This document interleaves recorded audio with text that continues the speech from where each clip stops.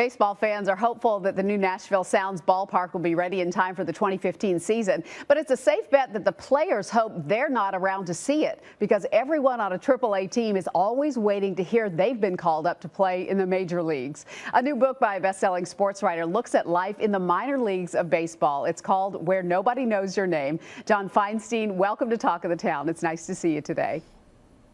Meryl, good to talk to you. Thanks. Okay, this is a fascinating book because you talk about the difference between a launch pad and a crash landing pad for these players. What does that mean to the players?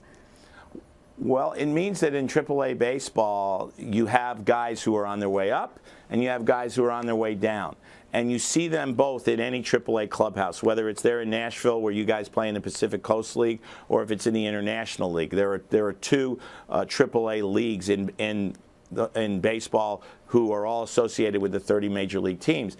And when guys are younger, they know they're going up and they're never coming back. But then they get older, and some of them do come back, including a lot of real big-name stars. Mark Pryor, who finished third in the Cy Young voting with the Chicago Cubs when he was 21, was pitching in Pawtucket when he was 31. Dontrell Willis, who was a Rookie of the Year, was in Norfolk. Jamie Moyer was in Norfolk. Miguel Tejada, an MVP, was back in AAA. So you see a lot of older guys who've been stars. You also see older guys who have never made it or who've been there for a cup of coffee, as they say, in the major leagues. But they all have the same dream, which is to get there or get back there.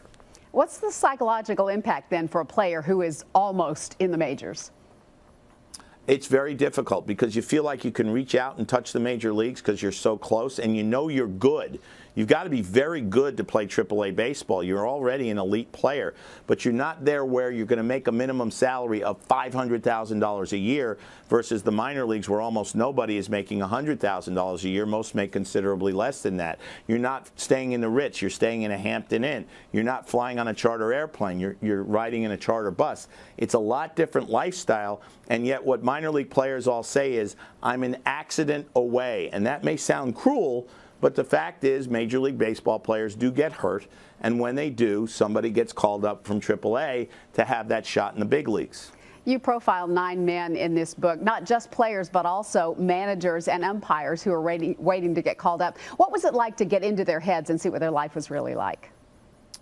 Well, they're all different, and they all have stories of dealing with adversity. I found the umpire's story fascinating because what most people don't know, I didn't know it till I started researching this book, is that the umpires do not have the option the way players do to stay in the minor leagues. As I said, there are guys who've been playing AA, AAA baseball for 14, 15 years. They love to play baseball, so they'll stick around.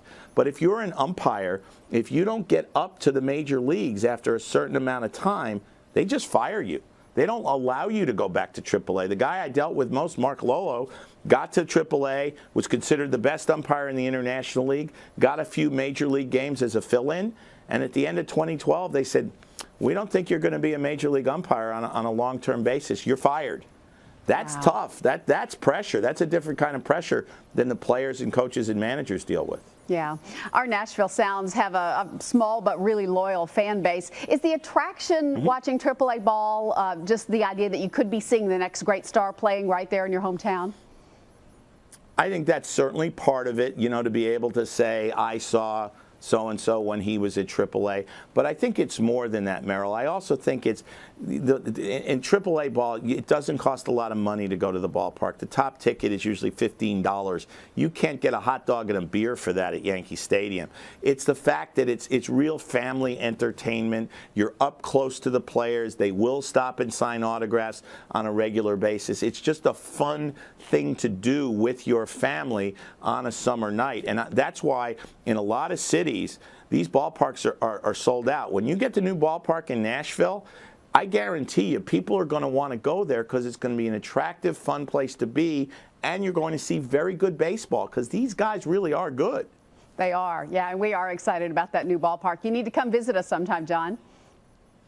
I would look forward to that, Meryl. Thank you. Thank you so much for being with us. You can read more about minor league baseball in the new book by John Feinstein. It's called Where Nobody Knows Your Name.